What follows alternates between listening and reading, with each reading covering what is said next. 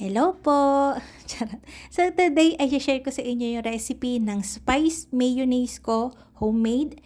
Gagamitin natin to para dito sa breads na to. I-share ko yan bukas. So, simulan na natin. Para maging safe siyang i-consume kahit hindi na natin siya ipapasok sa oven, pwede nyo tong i-dressing para sa mga hotdog, sa burger, ganun. Meron ako ditong 2 pirasong large na itlog. Tapos nagpapakulo ako dyan, soft boil lang sa saucepan, mababaw lang ang tubig. Kapag kumukulo na siya ng bahagya, i-double boiler nyo na yung ating itlog. Dapat yung tubig hindi nagtouch dun sa bowl, tapos dire-diretso lang ang halo kasi magkakaroon kayo ng scrambled egg. I-double boiler natin to for 40 seconds to 1 minute. Kailangan lang niya maabot yung 60 degrees Celsius para maging safe i-consume yung ating egg. Ngayong safe na siyang i-consume, ay hindi na kakainin syempre. Meron ako ditong 2 cloves ng garlic. Hiniwa ko na yan para mas mabilis siyang mapino. 1 teaspoon ng salt, 2 tablespoon ng sugar, tapos 1 tablespoon ng vinegar. Egg, salt, sugar, vinegar, and oil lang talaga yung main ingredients ng mayonnaise. Yung idadagdag nating iba, yun na yung mga spices.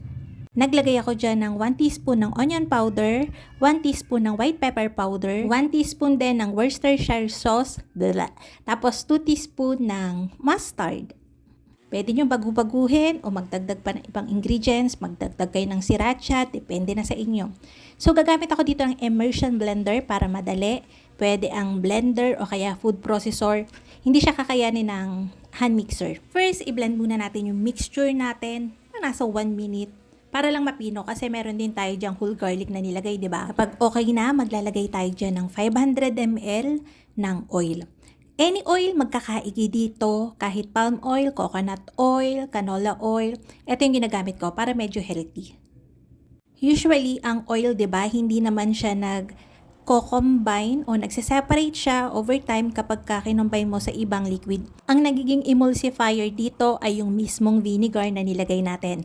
Plus, dapat dahan-dahan yung paglalagay ng oil. Huwag niyong iisang buhos yan dahil hindi yan lalapot. Dahan-dahan lang talaga yung paglalagay sa kanya para ma-emulsify siya. Hindi naman to basta-basta nagse-separate kahit nasa room temperature lang. Pero kung sakaling mangyari yon, i-immersion blender nyo na lang din, babalik agad yon. So, gagamitin natin ito bukas, kaya i-save nyo na, gawin nyo na kung ano yung spices na meron kayo, yun na yung gamitin nyo. So, yun, bye-bye!